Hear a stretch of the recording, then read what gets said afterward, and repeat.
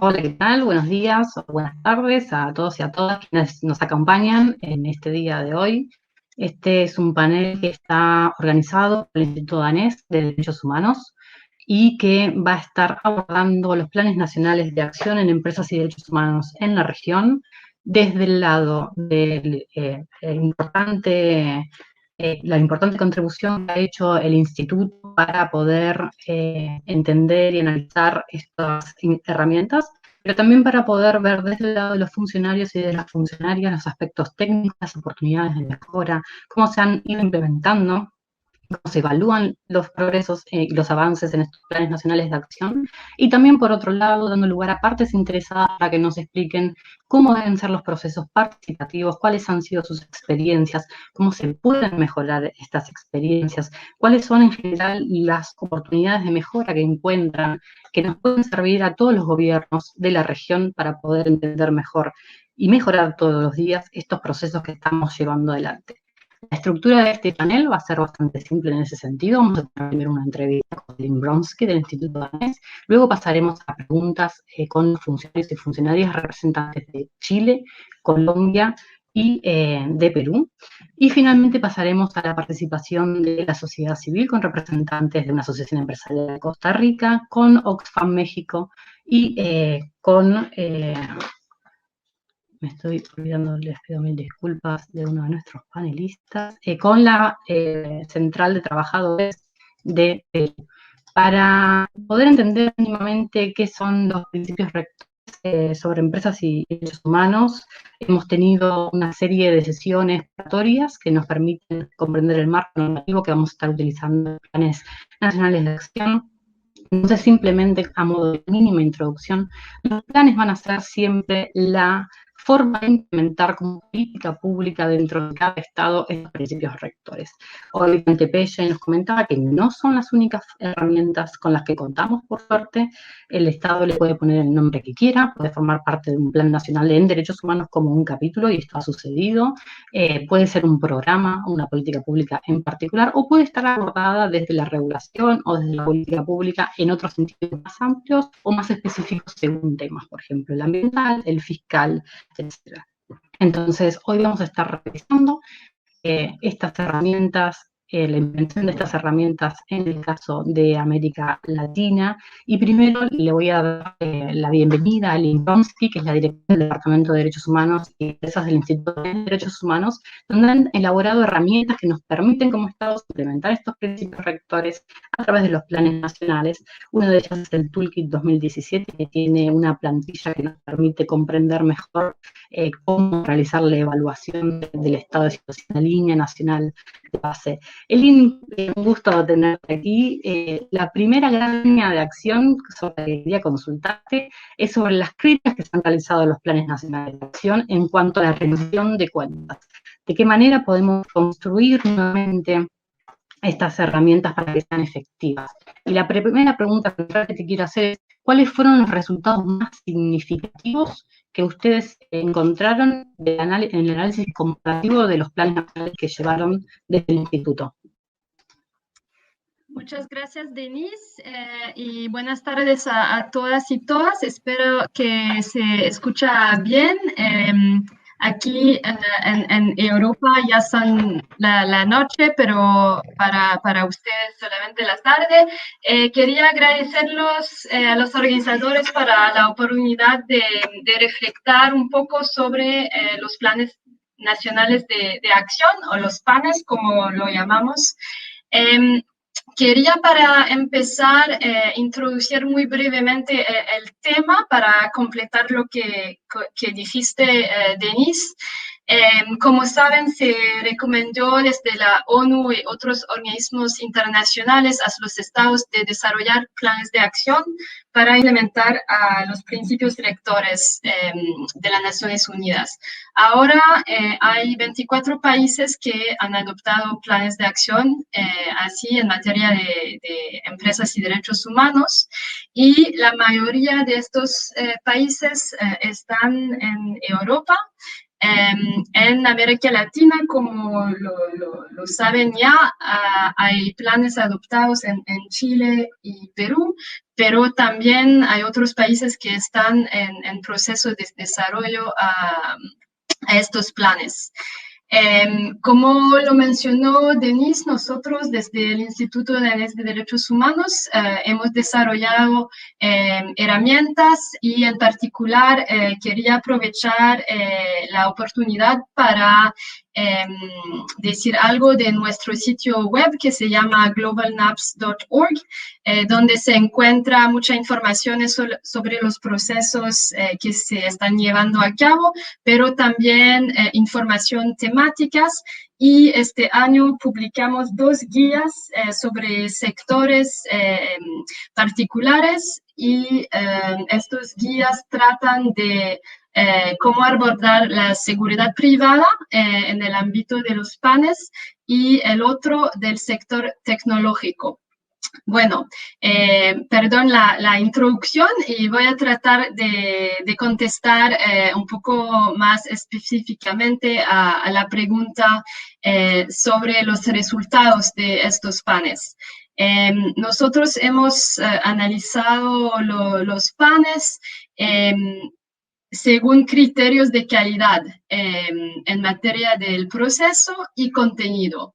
Y voy a sintetizar los principales puntos de nuestro análisis. Primero, se ve que en todos los procesos a través del mundo hubo participación de partes interesadas en el proceso de desarrollo, incluyendo empresas y sociedad civil. Pero, por supuesto, el grado de participación de las partes interesadas y, en particular, de los titulares de derechos varió considerablemente. También el nivel de transparencia sobre el proceso varió. En unos países se publicaron síntesis de consultas, borradores del plan, pero en otros países es bien difícil todavía saber dónde se encuentra el proceso. Para darles unos ejemplos de su continente, en Argentina y México, por ejemplo, se paró el proceso con cambios políticos, pero todavía no se sabe si hay un proceso o si se abandonó. La segunda reflexión es que evaluaciones nacionales de línea de base que se recomienda hacer antes de empezar el proceso NAP se ha hecho en unos países, en otros no, pero lo que se ve ahora es que con la segunda generación de planes de acción, eso sí es más sistemático. Tercero, y eso creo que puede ser lo más interesante, en materia de contenido de los planes de acción. Eso, por supuesto, muy específico al contexto, pero en cada país hay problemas diferentes, pero le voy a dar unos ejemplos de temas o sectores críticos que no se abordaron adecuadamente en los planes de acción. Por ejemplo, aunque muchos planes tratan de cuestiones de tierras y recursos naturales, ningún plan trata de los impactos específicos para las mujeres en materia de tierra y recursos naturales. Otro ejemplo, en materia de tecnología, de los 24 planes, 10 mencionan el sector, pero solo 5 incluyen medidas sobre tecnología. Pero ningún plan incluyó acciones específicas y eso a pesar de los impactos amplios y crecientes de este sector empresarial sobre derechos humanos.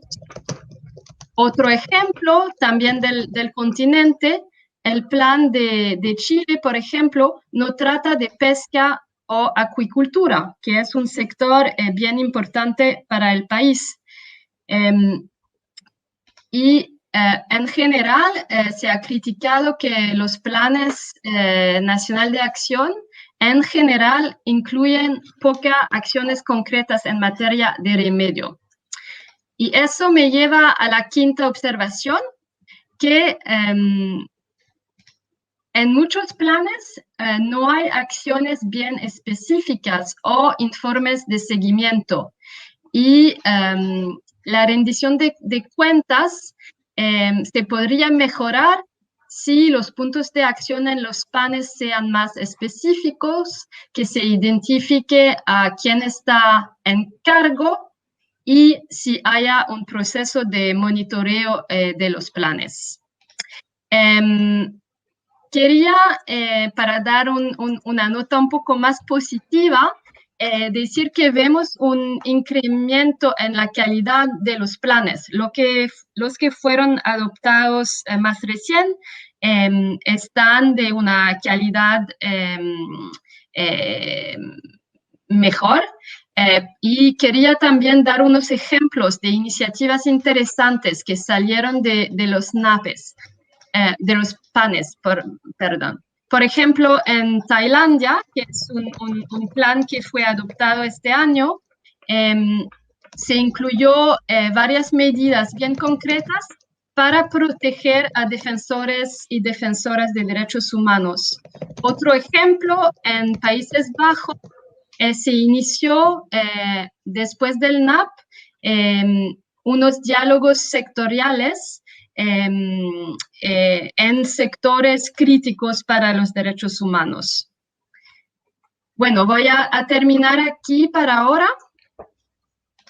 Bien, Elin, te quería hacer, bueno, una consulta quizás muy breve en cuanto a cómo pueden hacer las partes interesadas entonces para mejorar la rendición de cuentas, pero también quiero introducir otro tema para ver una breve reflexión tuya sobre la división que pareciera haber entre el proceso del tratado y los planes nacionales de acción.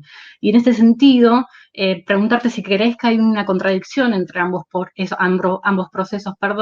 y un mensaje muy breve sobre por qué motivo un Estado que está implementando un plan o desarrollando un plan también se puede sumar a la negociación del tratado. Gracias, Denise. Bueno, sobre la pregunta cómo incrementar la calidad de los planes y la rendición de cuenta, creo que la sociedad civil puede jugar un rol bien importante en el monitoreo. En Chile, por ejemplo, hubo un informe bastante crítico sobre la implementación del NAP. Igualmente, en Suiza se publicó por una coalición de organización de la sociedad civil una crítica muy sistemática de los puntos de acción del plan de acción. Creo que eso puede mejorar la calidad de estos planes. También las instituciones nacionales de derechos humanos tienen un rol fundamental para ver si se implementa lo que se dice y también si tienen los efectos deseados, ¿no? Y, por ejemplo, en Colombia, la Defensoría del Pueblo sí ha hecho un monitoreo bien específico del plan. Igualmente en Francia, la Comisión Nacional de Derechos Humanos tuvo el mandato de monitorar al plan y presentar el informe de manera pública. Y creo que eso puede ayudar, ¿no? Y también creo que nos faltamos una reflexión sobre los efectos de las medidas de los planes de acción y deberíamos evaluar unos años después de la adopción del plan si hay efectos positivos, ¿no? También propusimos la idea el año pasado durante el foro anual en la ONU que se podría impulsar un diálogo entre los estados a través de un mecanismo de examen por los pares, como se hace sobre otros temas. Y eso creo que podría ser una manera de empujar una competición un poco positiva entre los estados. Sobre la cuestión del tratado, es una pregunta muy relevante.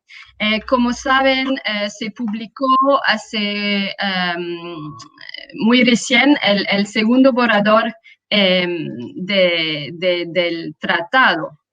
Y es verdad que a menudo se dice que los procesos de desarrollo de planes nacionales de acción son contradictorios al tratado, que son una diversión. Pero del otro lado se dice también que el proceso del tratado es una diversión.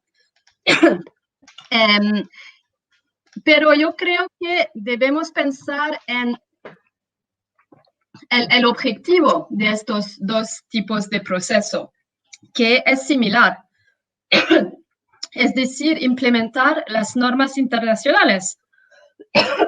Perdón. Sí.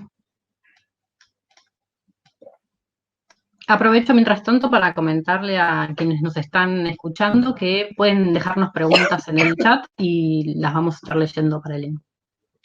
Gracias. Bueno, perdón, no es el COVID.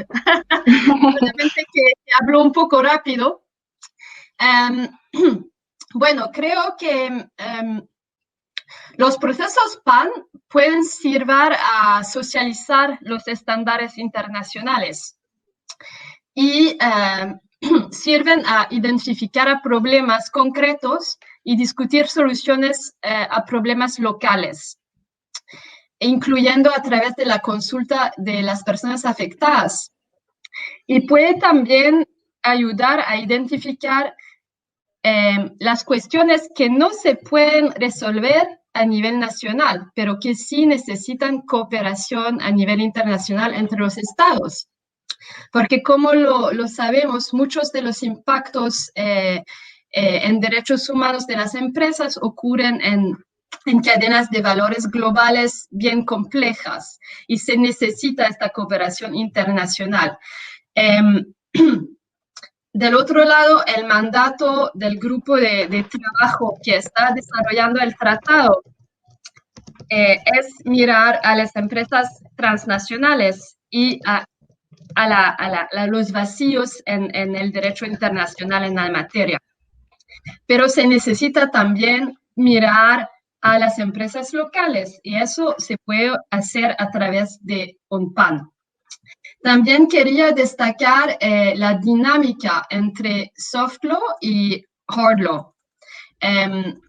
Y voy a darles un ejemplo. En Alemania, con la adopción del PAN, se hizo muy claro que si no había dentro de algunos años un progreso significativo en la implementación de los principios rectores por parte de las empresas, se considerara medidas legales. Y ahora Alemania está impulsando el debate a nivel europeo sobre una regulación para obligar a las empresas de actuar con debida diligencia. Igualmente, muy recién, un grupo de 26 empresas transnacionales salieron una posición pública a favor de un cuadro regulatorio en materia de debida diligencia. Eso creo que podemos decir que es el resultado de esta socialización de los principios rectores a través de procesos de acción nacional, de planes de acción nacional, pero también de diálogo a nivel internacional. Finalmente, y será el último punto, es que ahora sí el segundo borrador parece mejorado y los expertos están analizando las cláusulas y las propuestas. Pero desafortunadamente, hasta ahora, la participación de los estados en las negociaciones ha sido bien débil. Y sin entrar en este debate de por qué o si es justificado, quería solamente destacar que sin apoyo político largo y sin ratificación, no podrá resultar este tratado en efectos concretos para las víctimas de violaciones de derechos humanos vinculados a las empresas. Por eso creo que es súper importante que los estados participen y que si no les gustan el borrador, lo pueden debatir en este foro de las Naciones Unidas. Muchas gracias. Elin, estamos en tiempo, pero son 2 preguntas nada más y muy, muy breve te quiero consultar, que nos están haciendo desde el chat. Judith Schonsteiner de Chile pregunta si ya tenemos experiencias, algo comentaste de usar líneas de base para medir avance e impacto de planes. Y por otro lado, Neftalí Ortiz Velázquez nos pregunta cuál debiera ser la participación de los sindicatos que a menudo chocan con organizaciones de la sociedad civil en cuanto a estos temas. Muy breve, por favor, así ya damos paso a la segunda parte del panel. Bueno, sobre la primera pregunta sobre avances, creo que nosotros, con el apoyo de los académicos, con tuyo, Judith, debemos ver un poco más en detalle no solamente si se implementa lo que se dice en los planes, pero también si tiene efecto. Y creo que sería bien interesante pensar cómo podemos hacerlo, porque cómo podemos aprender de otras áreas de políticas públicas y ver cómo este tipo de políticas públicas pueden tener efectos en realidad. No tengo ejemplo inmediatamente, pero estoy bien dispuesta a intentar identificar cómo lo podemos hacer. Quería solamente decir que en el sitio web que tenemos se puede ir y buscar cada plan y ver lo que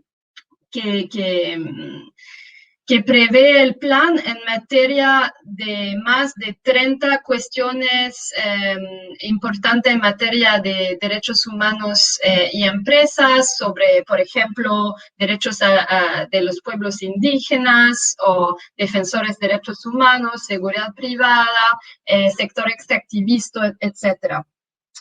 Y la segunda pregunta sobre la participación de los sindicatos, sí, verdad, a veces creo que el debate sobre empresas y derechos humanos se hace un poco sin los sindicatos, que están los representantes legítimos de los trabajadores. Y creo que no escuché hoy mismo a la intervención de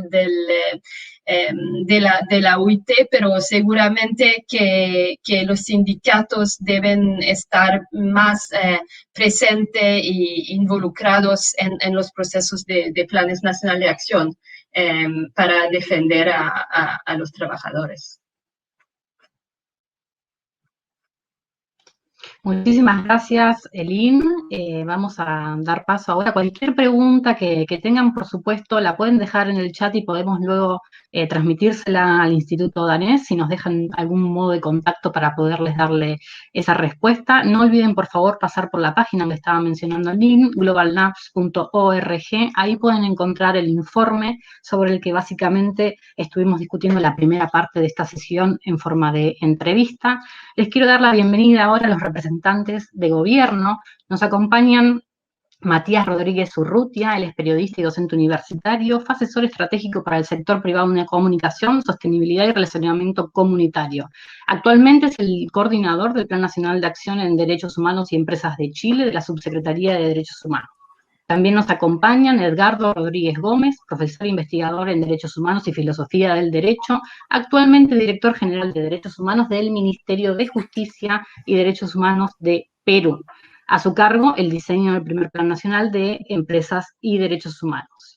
Y también María Paula Tamayo, administradora de empresas con maestría en Marketing y Desarrollo Estratégico, con experiencia en el sector privado y en el público, primero desde el Ministerio del Interior como asesora y hoy como en la coordinación del área de Derechos Humanos y Empresa de la Consejería Presidencial para los Derechos Humanos y Asuntos Internacionales de Colombia. Les doy una bienvenida a ustedes tres y vamos a arrancar con algunas preguntas. Primero, Matías, si te parece, queremos saber un poco en qué estado de implementación se encuentra el plan y qué continuidad tienen prevista para esta política. Y básicamente, si el gobierno está considerando elaborar un segundo plan y cuál sería el eje de ese proceso.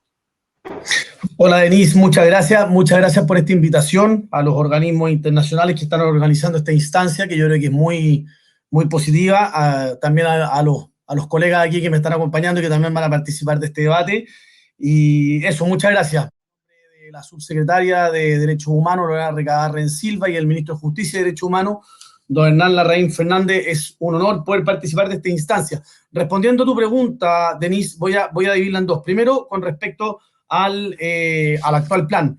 El actual Plan de Acción Nacional de Derechos Humanos y Empresas, que como ustedes saben, en enero del año 2019 transita desde el Ministerio de Relaciones Exteriores al Ministerio de Justicia y Derechos Humanos, que delega nuestra subsecretaría la administración del plan. Venimos saliendo de un último proceso de reporte, ¿ya? En marzo de este año nosotros habilitamos una nueva plataforma de seguimiento online del plan, ¿ya? Hasta antes de eso se hacía de manera bastante más manual, a través de un Excel, que obviamente con toda la falta de rigurosidad que eso podía tener, pero nosotros habilitamos una plataforma tecnológica, misma plataforma tecnológica que hoy día utiliza el Plan Nacional de Derechos Humanos. Y a través de esta plataforma nosotros pudimos, ¿no es cierto?, contactar a los distintos puntos focales que forman parte del plan, ¿no es cierto?, y que reportan las acciones que están comprometidas en él, ¿no es cierto?, para, ¿no es cierto?, ir haciendo el registro de esas acciones. ¿Ah? Entonces, si en septiembre del 2019, de las 146 acciones comprometidas en el plan, teníamos un 25,3% de cumplimiento, equivalente a 37 acciones, hoy día, en este último proceso, ¿no es cierto?, que como te digo yo, finalizó en junio, principios de julio del presente año, tenemos un 41% de cumplimiento equivalente a 60 acciones finalizadas cumplidas. Yo creo que todavía falta por avanzar, en eso estamos conscientes, pero creemos que igual se han dado pasos importantes. Eso pese a los hechos que ocurrieron en nuestro país a partir del 18 de octubre, ¿no es cierto?, y la actual contingencia sanitaria. Y fue por este motivo, ¿no es cierto?, que en la última sesión de nuestro Comité Interministerial de Derechos Humanos y Empresas solicitamos prorrogar el plan. El plan debería estar finalizado, ¿no es cierto?, en septiembre, vale decir este mes de este año. Pero dado estas dos situaciones que yo te estoy planteando, solicitamos una prórroga y el plan, ¿no es cierto?, vamos a finalizar su cumplimiento en diciembre de este año, ¿no es cierto?, lo que nos va a dar un margen de acción para poder, ¿no es cierto?, abarcar el cumplimiento total a lo que aspiramos de las acciones comprometidas. Eso con respecto al actual plan. Ahora, efectivamente, tal como señalaba tu pregunta, hoy día estábamos trabajando en un segundo proceso, o en un proceso paralelo, mejor dicho, ¿no es cierto?, que tiene que ver con la renovación de esta política pública, una segunda versión, que empezamos a trabajar el 18 de octubre del año pasado con los puntos focales, una jornada de trabajo, ¿no es cierto?, súper rica, yo creo que muy enriquecedora, de la que salió una hoja de ruta, ¿no es cierto?, sobre cuál deberían ser los focos, los énfasis de esta segunda versión del plan, ¿no es cierto?, que compartimos con el mismo Comité Interministerial, compartimos con el Comité 360 de Derechos Humanos y Empresas, que es nuestro órgano asesor multiactor, ¿no es cierto?, que abarca un amplio espectro de la sociedad civil, y de esa hoja de ruta, ¿no es cierto?, se consolidó y nosotros iniciamos por ahí por marzo de este año un proceso de licitación pública no solamente para evaluar este actual plan, ¿cierto?, que estamos implementando hoy día, sino que para proponer mecanismos de participación ciudadana, ¿no es cierto?, y nuevas temáticas de derechos humanos y empresas que deberían estar impregnadas en esta segunda versión del plan. Y esa licitación se la adjudicó la Facultad de Derecho de la Pontificia Universidad Católica de Chile, que de hecho forma parte de nuestro Comité de 360, en un proceso hiper participativo, transparente, y estamos muy contentos de estar hoy día trabajando con ellos porque sabemos la experiencia que tienen en estas materias. No sé si ahí logré dar respuesta, no sé si me pasé el tiempo, pido las disculpas del caso de haber sido así, pero después podemos seguir conversando. Está en silencio. Muchas gracias, Matías. Es perfecto en el tiempo, vamos a tener unos minutos después para preguntas y respuestas que pueden ir y están haciendo ya, escribiendo por el chat, y les agradecemos.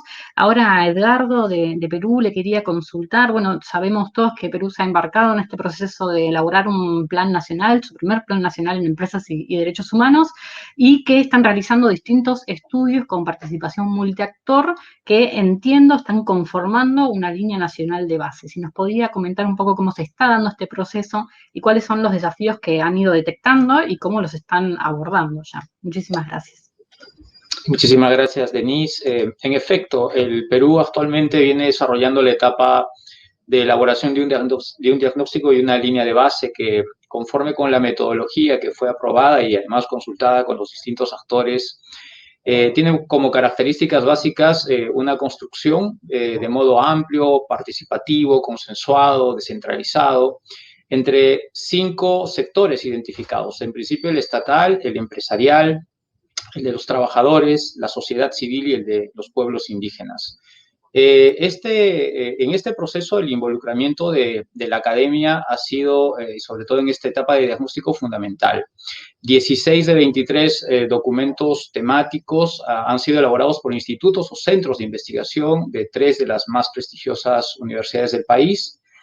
Ello, además, ha sido gracias al aporte de la cooperación internacional de estados que son aliados en el proceso, es decir, ha involucrado no solamente a los actores sociales y a los actores políticos en la línea de gobierno y los actores con quienes debemos sacar este proceso, sino también actores académicos. Esos 16 primeros documentos de trabajo forman ahora mismo parte de un ejercicio de consulta y enriquecimiento que está involucrando a los 5 actores del proceso de elaboración del Plan Nacional de Acción. Y ha sido importante comenzar ese trabajo en función de los documentos con los actores del Estado, a través del Grupo de Trabajo del Poder Ejecutivo, que cuenta en la actualidad con 39 entidades, ya que estas entidades han podido plantear sus posiciones acerca de los insumos que aporta la academia y han establecido precisiones, han actualizado información, pero sobre todo han ido revelando su experiencia y también su disposición para asumir el rol de protección, ese papel que es parte del primer pilar que está previsto en los principios rectores sobre empresas y derechos humanos. Ahora, en un segundo momento, las aportaciones simultáneas que estamos ahora mismo trabajando y percibiendo de los otros 4 actores resultan de gran interés, pues permiten contrastar las visiones, ¿no? y al mismo tiempo detectar los puntos que constituyen ya consensos mínimos acerca de las problemáticas. Ello al mismo tiempo nos permite vislumbrar una agenda de adicionales demandas de actuación que se van a plantear a los actores estatales. Todos los comentarios, las sugerencias y las aportaciones en general se plasman en una matriz conjunta que llega a ser compartida con todos los actores. Esa matriz permite visualizar cómo es que el equipo de la Dirección General de Derechos Humanos, del Ministerio de Justicia y Derechos Humanos, considera que cada aportación puede incorporarse en el contenido del documento, lo que ocurre hasta el momento con la mayoría de las propuestas, es decir, cómo podemos encontrar vías para que sean parte del diagnóstico de todos y todas, y en qué casos también no es posible, ¿no? Sobre todo cuando tenemos los estándares son importantes. Ahora, un tema cuyo tratamiento consensuado destaca es el relacionado con la informalidad del sector económico, que ha dado lugar a la celebración, además de, a partir del documento temático, a la celebración de 2 sesiones de una mesa virtual de intercambio entre los diversos actores. Pero allí el consenso es grande, hay que atacar esa problemática. Y en relación con la pregunta de los retos, se podría señalar algunos puntos. El primero es que el primer reto es la amplitud de los temas, y ese es un desafío del proceso actual. 23 temas, es una agenda larga. Sin embargo, cuando se plantea la reflexión conjunta de todos los actores, podemos detectar desde quienes conducimos el proceso las líneas clave que requieren ser focalizadas y abordadas prioritariamente en las deliberaciones, y así vamos concretando también lo que resulta de interés y de trabajo inmediato para el plan. En segundo lugar, en muchos casos carecemos de información, hay ausencia de información y data oficial, y eso exige que se plantee una construcción de esa data como una acción o acciones específicas a ser incluidas dentro del Plan Nacional de Acción, es decir, acciones para construir registros. El rol del Estado en la elaboración de registros e información ya es prioritario y es una prioridad en el Estado peruano, pero este rol tiene que ser reforzado, sobre todo pensando en la aplicación del enfoque basado en derechos humanos. En tercer lugar, es un reto también el logro de consensos, cómo no, para definir ya en el momento crucial cuáles van a ser las acciones que deben llevarse a cabo en los próximos años. Y ese reto es importante para la etapa de implementación. Vamos pensando en esa lógica, pero creo que queremos que la pauta lograda de avanzar a partir de acuerdos básicos en el proceso actual de elaboración del plan, desde la aprobación consultada de la metodología y la apertura con los actores para definir los diagnósticos, nos permite ser optimistas en relación de que son más las posiciones de consenso que las disidencias. Y finalmente, lo que queremos es contar con un plan con herramientas de seguimiento, con indicadores, con metas para monitorear avances de las acciones.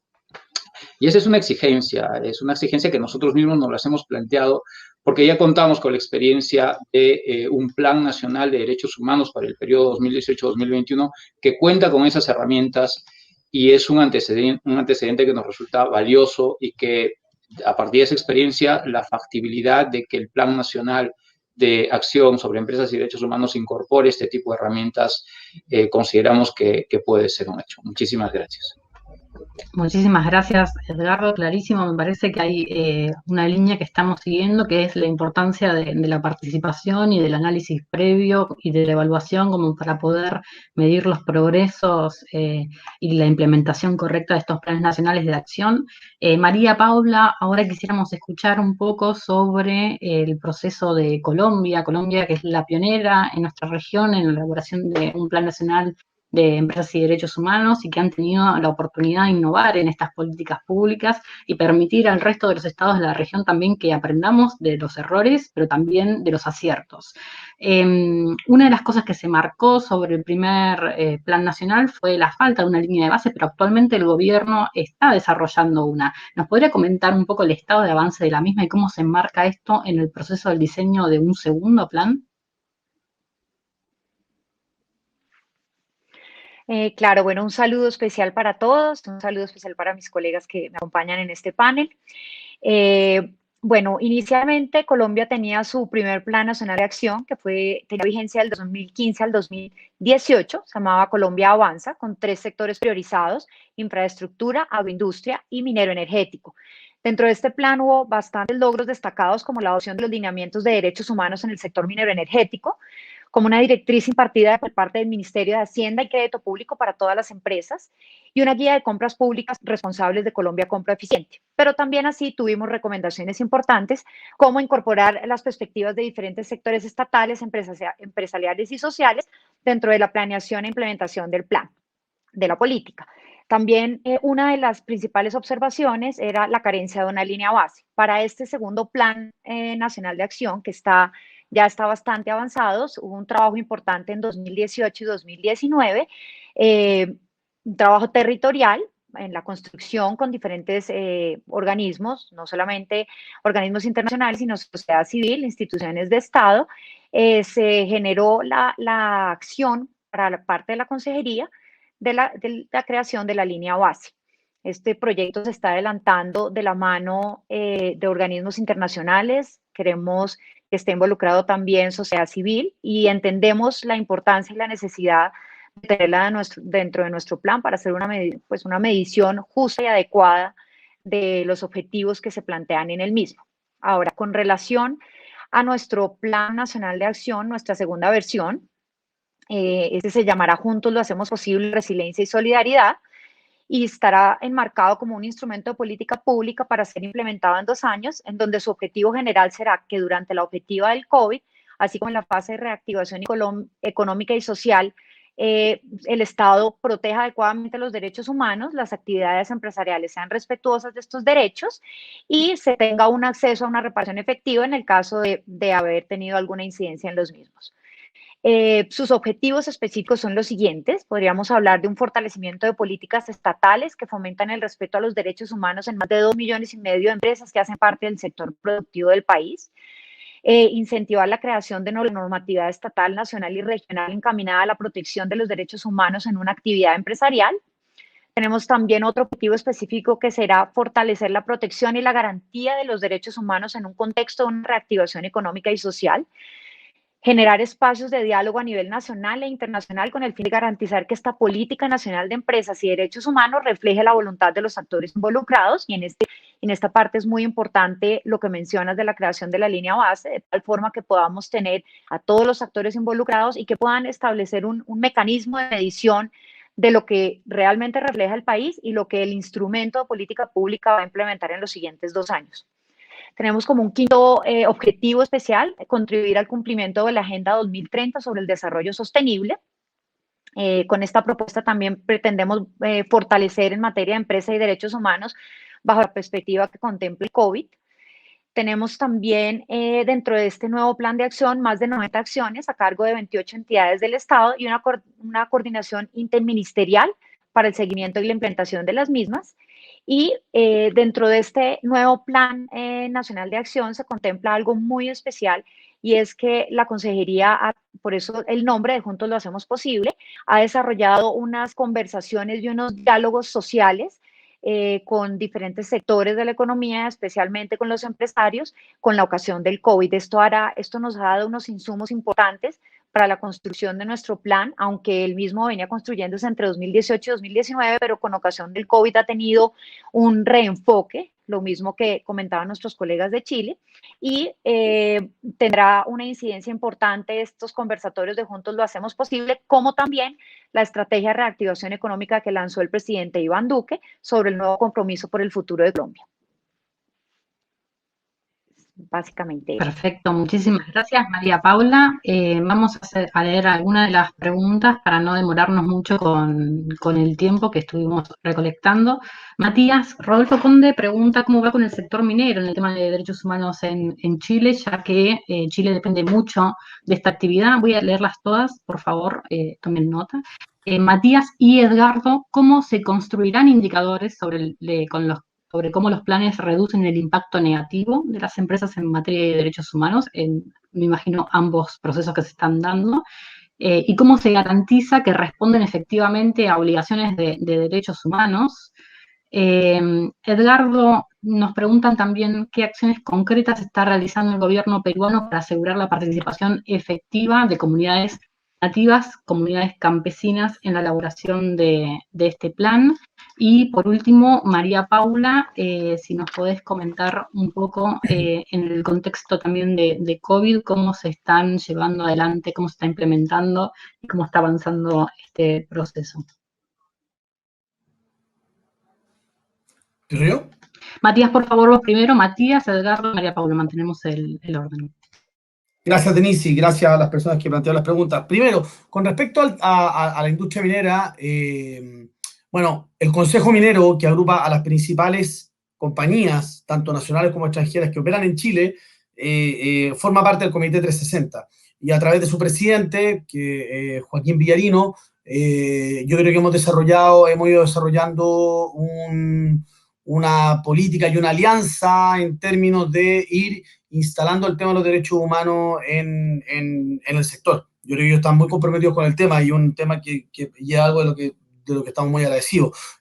Creo que hay que extender lo mismo para efectos del sector eléctrico, a través de generadoras eléctricas, cuyo presidente, ¿no es cierto?, Claudio Sivas, también está muy comprometido con estos temas. Así que en ese sentido se han ido avanzando con iniciativas y creo que ellos están muy a caballo con eso. Respecto de la otra pregunta, respecto a la construcción de indicadores, bueno, nosotros, el actual plan cuenta con indicadores que obviamente para efectos de la segunda versión quizás van a requerir algunos ajustes. vale decir, y esto es lo que va a arrojar la evaluación del plan, en términos de si hay que apretar algunas clavijas, ¿no es cierto?, como de alguna forma para mejorar los indicadores y no solamente ver si o un indicador que te permita medir si esa acción se cumplió o no se cumplió, sino además poder conocer cuál es el impacto que esa acción tiene, ¿ya? Y tercero, con respecto a la garantía de cómo se responde a las garantías en temas de derechos humanos, bueno, yo creo que nosotros tenemos ahí el trabajo conjunto con OIT, con OCDE, con la misma ACNUD, con el grupo de trabajo y los instrumentos que se desprenden de estos organismos, la declaración tripartita, los principios rectores, la última guía de vía diligencia de la OCDE, o sea, son de alguna forma el marco normativo, el paraguas que nos permite ver que efectivamente se vaya cumpliendo con el otorgamiento de esas garantías del respeto y el enfoque en derechos humanos. Muchas gracias, Matías. Edgardo, por favor.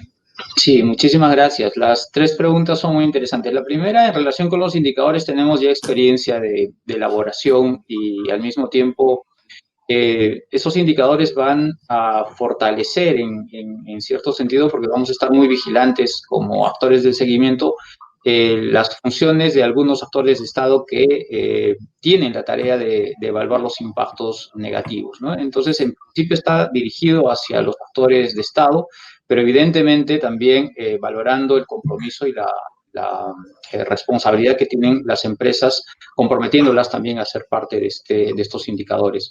Para la eficacia, la clave es el monitoreo. Nos lo ha dicho nuestro Plan Nacional de Derechos Humanos en un avance, en su primer año de avance, en el informe, y ahora en el informe medio término. El monitoreo es una clave y tiene que ser permanente y además participativo.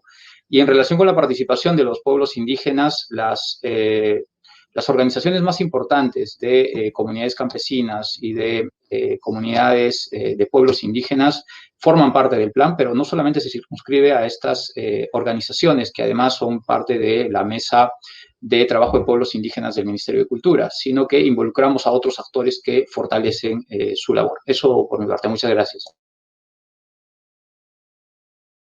Muchísimas gracias, Edgardo. María Paula, tienes la palabra. Muchas gracias. Con respecto a la pregunta de si hemos tenido en cuenta o se tomarán en cuenta los objetivos con relación al COVID, por supuesto. Esta fue una de las principales razones por las que el Plan Nacional de Acción nos tardamos un poco más en sacar su segunda versión, como les comenté inicialmente. En 2018 y 2019 se dio una construcción importante con sociedad civil, territorios, organismos internacionales y con nuestra mesa técnica, quien representa un apoyo importante para la elaboración del segundo plan. Sin embargo, con ocasión del COVID decidimos o encontramos que era muy importante hacer un giro en esos objetivos que abarcara, como les mencioné, la reactivación económica del país. Desafortunadamente, Colombia ha tenido unos efectos bastante adversos en tema de empleo y se hace necesario que este nuevo Plan Nacional de Acción involucre nuevamente todas las estrategias que tendrá el gobierno para esta misma reactivación económica y adicionalmente pueda dar cumplimiento a los objetivos del plan. Entonces, la respuesta es sí, definitivamente sí, y muchas de las acciones planteadas están enmarcadas para dar solución a la situación adversa que pasamos por el COVID. Muchísimas gracias, María Paula. Le agradezco a los 3 panelistas que nos estuvieron acompañando.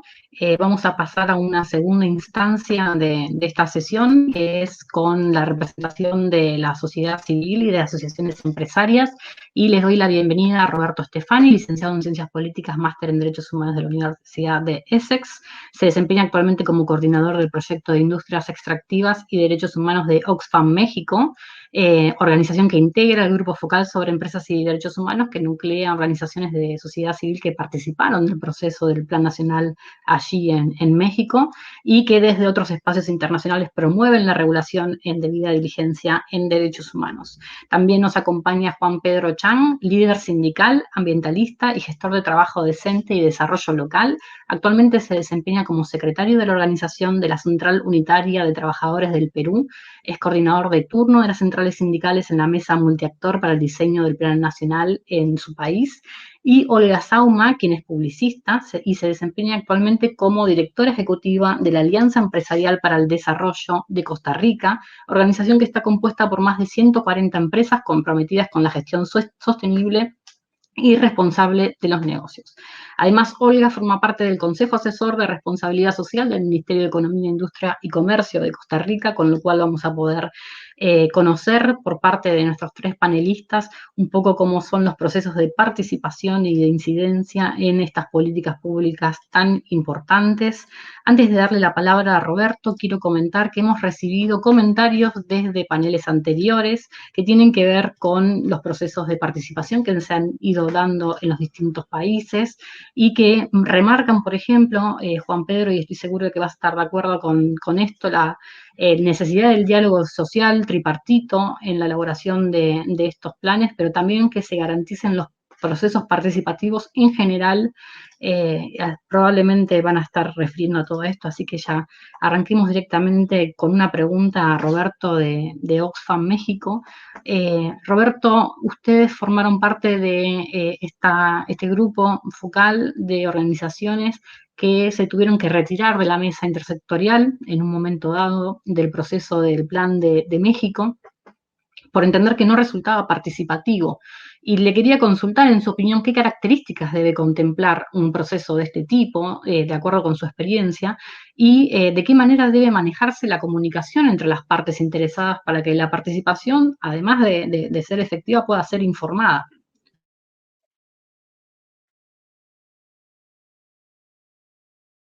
El micrófono, Roberto.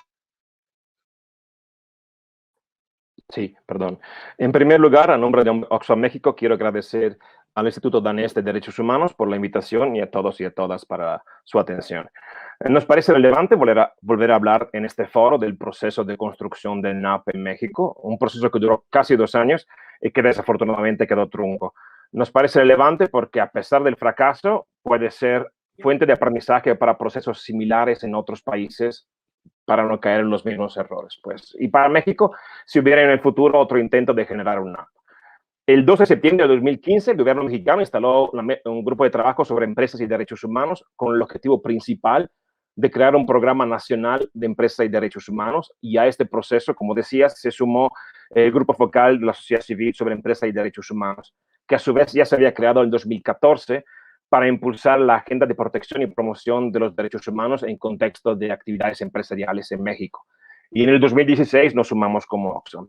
Estuvimos participando en todo el proceso de manera muy activa desde el principio, desde incluso la elaboración de un diagnóstico de línea de base para la implementación de los principios rectores sobre empresas y derechos humanos en México, que pensamos ser un caso casi único en el cual la misma sociedad civil se encarga de redactar un documento de este tipo para un proceso en NAP, y luego lo actualizamos en 2019.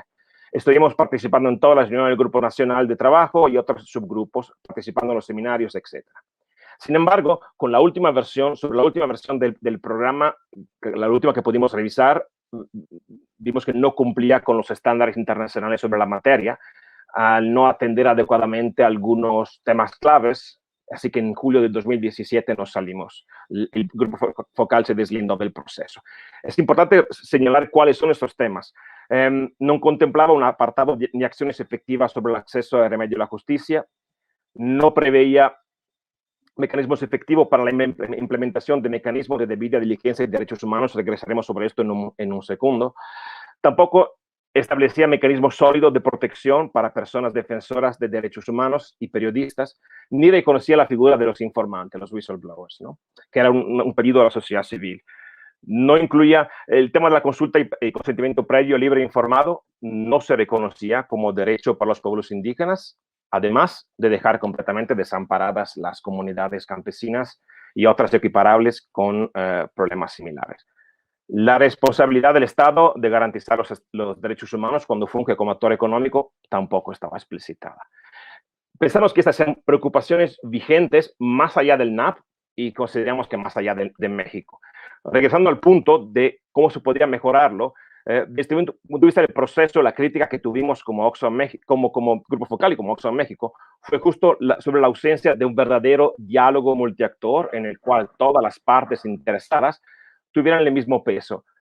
Nuestra experiencia fue más bien un peso desproporcionado del sector empresarial y, por otro lado, una insuficiente inclusión de las comunidades afectadas por las actividades empresariales. Y entonces, este proceso también nos brinda aprendizajes, como decía al principio, para la construcción de un app. Y queremos destacar 4 puntos. Se necesita desde el principio del proceso y en todas sus etapas un diálogo multiactor, participativo, sustantivo, genuino y transparente. Se necesitan compromisos claros y medibles acompañados de recursos suficientes. El establecimiento de mecanismos de implementación vinculante, como es el caso de la debida diligencia en derechos humanos y la remediación del daño. Efectividad, efectividad, efectividad y exigibilidad de derechos. Una app que proponga solo declaraciones de buenas intenciones, pensamos que no sirve. Y es un desperdicio enorme de dinero y tiempo para todas y todos. Clarísimo, Roberto, muchísimas gracias. Vamos a tener después preguntas y respuestas del público también. Juan Pedro, con más del 70% de informalidad en el trabajo en el Perú, resulta una verdadera oportunidad de impacto positivo que las organizaciones sindicales tengan gran presencia en la mesa multiactor y en la elaboración de los informes temáticos que están conformando esta línea nacional de base que nos mencionaba antes Edgardo. ¿Cómo describe su experiencia durante este proceso y en qué consta actualmente la participación de las centrales sindicales y cuáles son sus expectativas para este plan? Gracias, Denise. Saludos a nombre de la Central Unitaria de Trabajadores del Perú y de todas las centrales sindicales a los organizadores. Asimismo, agradecer la oportunidad para compartir nuestra experiencia de diálogo estructurado en la construcción del diagnóstico y de la línea de base del Plan Nacional de Acción.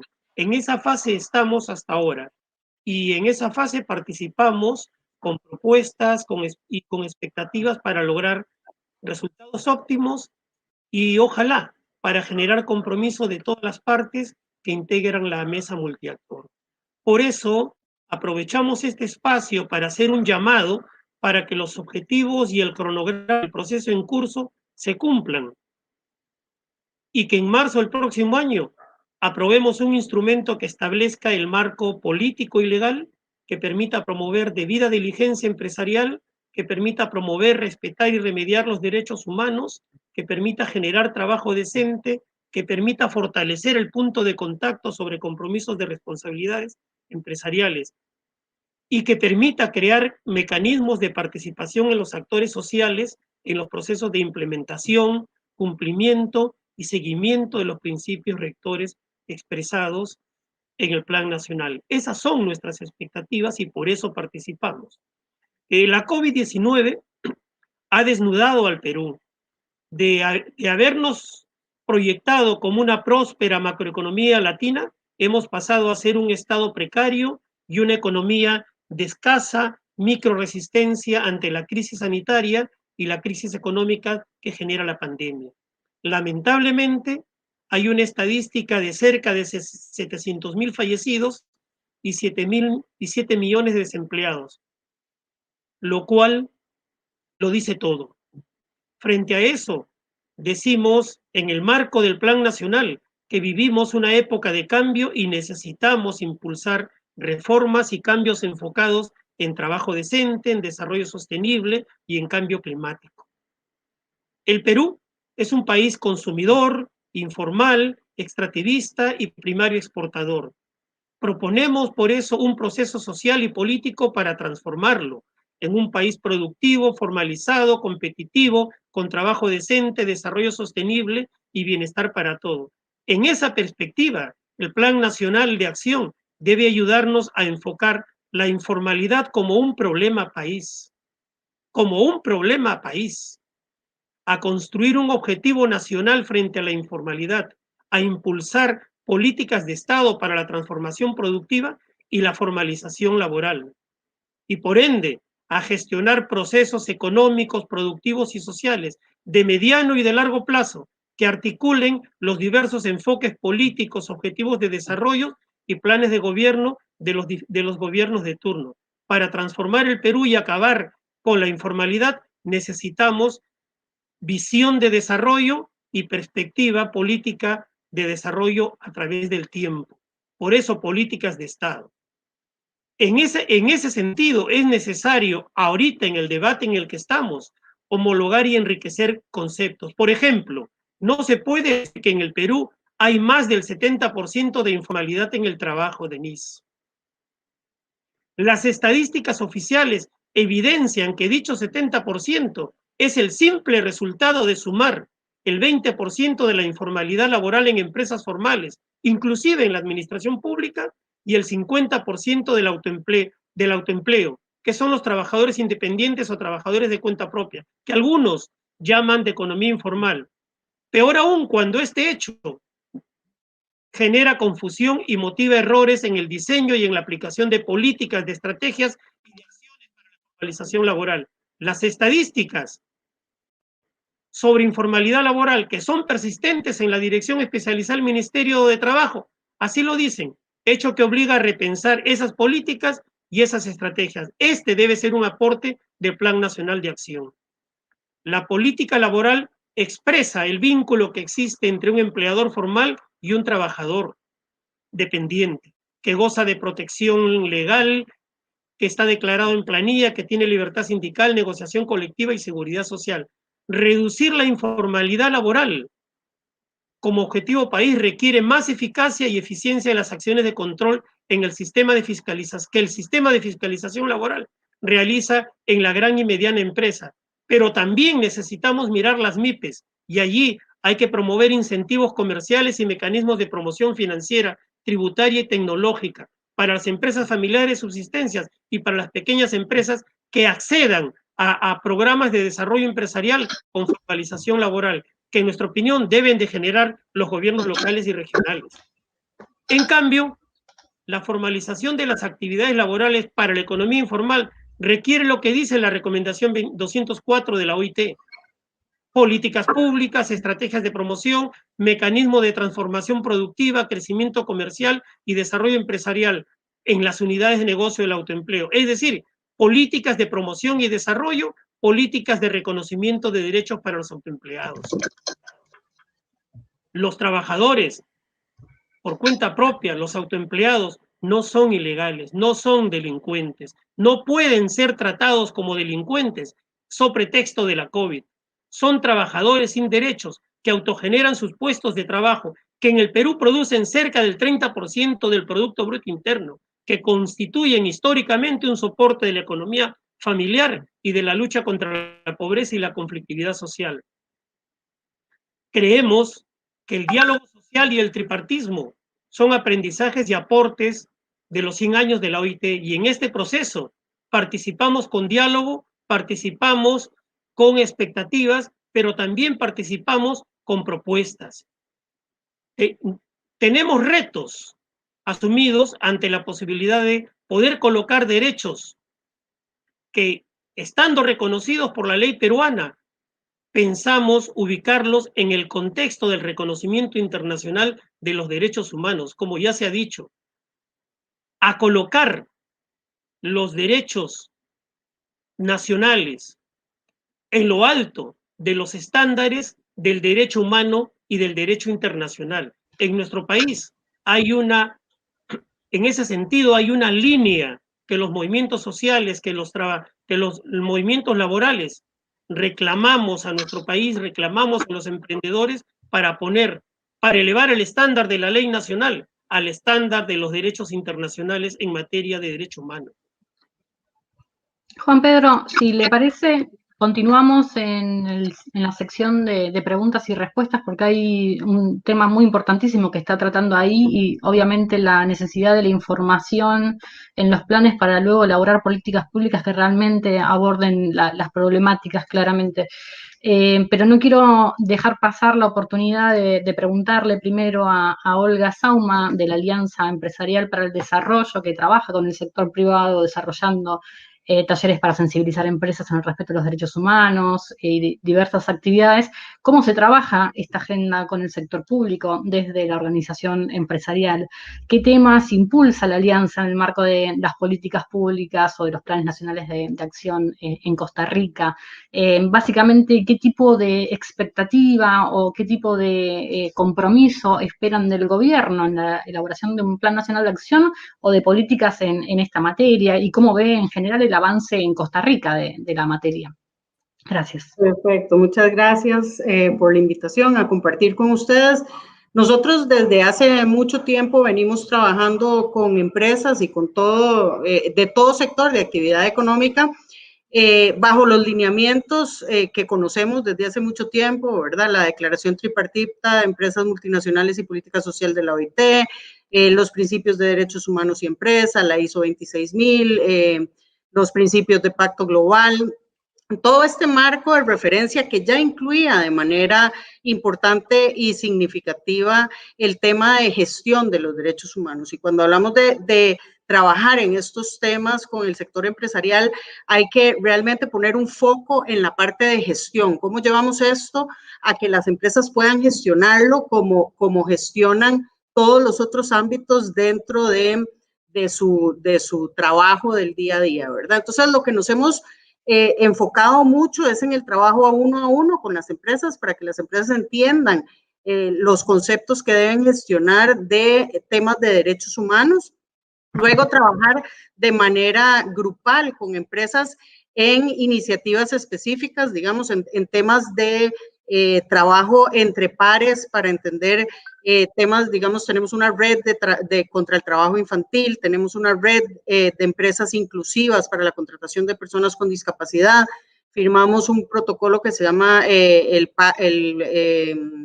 Pacto de San José, también un poco para el tema de inclusión laboral de personas LGTBI, entonces con temáticas específicas en temas de género también, ¿verdad? Abordar esto de manera grupal para que las empresas también aprendan a tener herramientas, metodologías para ser empresas más inclusivas de todas estas poblaciones que ya son poblaciones vulnerables. Sin embargo, hay un desafío importante todavía en el tema de gestión de los derechos humanos, principalmente asociado a entender sectorialmente, ¿verdad? Empresas agrícolas o empresas extractivas, como veíamos en los ejemplos anteriormente, van a tener temas de derechos humanos muy similares. Entonces, ¿cómo abordar esto desde las mismas cámaras empresariales, ¿verdad? Desde la Cámara de la Construcción, que sea la misma Cámara de la Construcción la que asuma un liderazgo para jalar a todas sus empresas o las diferentes cámaras de agricultura, la Cámara de Industrias, ¿verdad? Según el sector de actividad económica, ¿cómo hacemos para entender cuáles son los principales desafíos en temas de derechos humanos en estos sectores de actividad económica y que eso les permita identificar, digamos, temas sobre los cuales desarrollar una debida diligencia, desarrollar conocimiento, desarrollar capacidad, entender cómo se está gestionando eso desde otras empresas, no solo para empresas multinacionales, sino también para las empresas locales, ¿verdad? Yo creo que también aquí hay un desafío importante en cómo trasladar esto a empresas locales que también están teniendo sus impactos, tal vez menos significativos que las multinacionales, pero son muchas, entonces el impacto sigue siendo importante, aunque sean más pequeñas. Y para eso nosotros desde Centroamérica hemos unido esfuerzos entre diferentes organizaciones similares, AED, de la red Integrarse, para desarrollar una caja de herramientas y una herramienta de e-learning también, que es completamente gratuita y que está disponible para todo tipo de empresas, para poder empezar a entender, contar con herramientas y ya después cuando la empresa va encontrando la forma de ir gestionando estos temas, el tipo de indicadores que se deben llevar, qué temas tienen que abordar,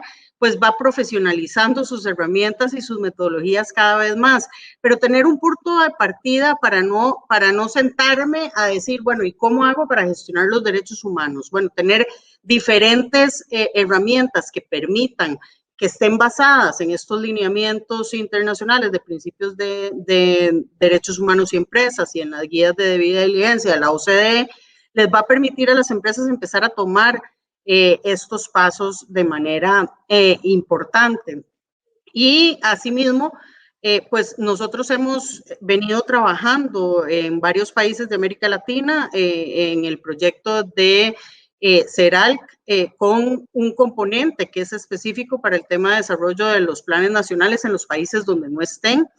Costa Rica creó ahora una comisión interinstitucional para hacer el trabajo de un proceso de diagnóstico inicial. Todavía no está tan claro si van a terminar de desarrollar el plan completo en este momento, porque uno de los desafíos más importantes, yo creo, es el compromiso del Estado, más allá de los gobiernos que estén actualmente liderando cada uno de los países, ¿verdad? Si esto no se lleva a compromisos de Estado, a políticas de largo plazo, es muy difícil que sobrelleven el gobierno que los impulsó y los creó para seguir dando estos pasos hacia adelante, ¿verdad? Entonces, nosotros trabajamos inicialmente con el plan de responsabilidad social y uno de los componentes dentro del plan de responsabilidad social era el impulso a un plan nacional de empresas y derechos humanos.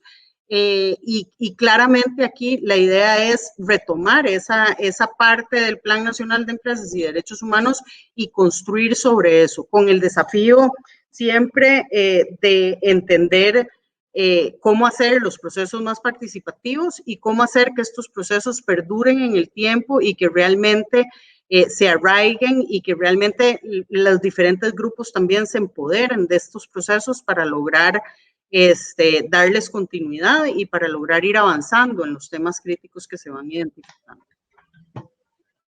Muchísimas gracias, Olga. De las preguntas que recogimos del chat, les pido 1 minuto a cada uno como para hacer un cierre con estas preguntas, pero también si les quedó algo por decir. Roberto nos pregunta, Germán Sarama, ¿cuál es el principal obstáculo para reactivar la confianza de la sociedad civil en un eventual proceso de elaboración del NAP? Y voy a aprovechar, Olga, para preguntarte exactamente lo mismo, una reflexión sobre cómo se genera confianza entre los diferentes actores. Roberto también nos pregunta, Susana López, ¿cuáles son los multiactores que deben participar según tu experiencia en México? Y nos hacen una pregunta general, que si alguien quisiera retomar, ¿qué se puede hacer en Venezuela para promover el NAP? Quizás traducirlo a cómo creen ustedes que la participación de partes interesadas puede llegar en contextos de conflicto, en contextos de este tipo de situaciones, a generarse políticas de este lado. Y Juan Pedro, por último, te había cortado, así que también 1 minuto para hacer una reflexión en ese sentido. Arrancamos entonces por Roberto, por favor. El micrófono. Otra vez. Yo creo que la confianza y la legitimidad son 2 elementos que se ganan. Y cómo se ganan, se pierden. Nosotros con el gobierno anterior dimos toda la disponibilidad para trabajar conjuntamente el Plan de Acción Nacional, pero la confianza la fuimos perdiendo sobre el camino cuando nuestras peticiones no estaban incorporadas, ¿no? Y basadas en derecho, basadas sobre la revisión de los textos. Y lo mismo aplica con el gobierno actual. Empezamos un diálogo con el gobierno actual especificando que íbamos a pedir que si hubiera un NAP, que se empezara desde cero con los aprendizajes que hemos mencionado, ¿no? Y hay un programa nacional en este momento que debería estar saliendo, lleva 1 año, casi 1 año que debería salir, y todavía no sale, y debería incorporar el tema de debida diligencia. Vamos a ver. Sobre el tema multiactor, el multiactor lo entendemos más allá de lo tripartito, incluyendo comunidades indígenas, académicos, por supuesto sociedad civil, sindicatos, empresas, gobiernos locales, ombudsperson. Esto es un diálogo multiactor para nosotros desde varias perspectivas. Gracias. Gracias, Roberto. Olga.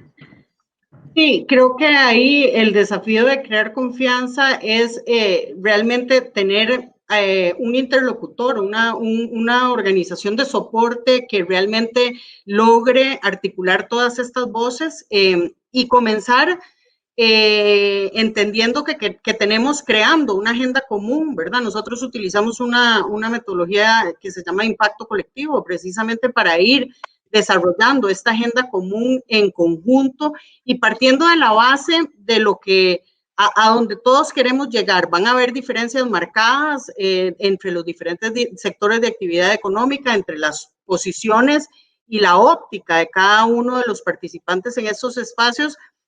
Sin embargo, hay cosas que podemos tener en común que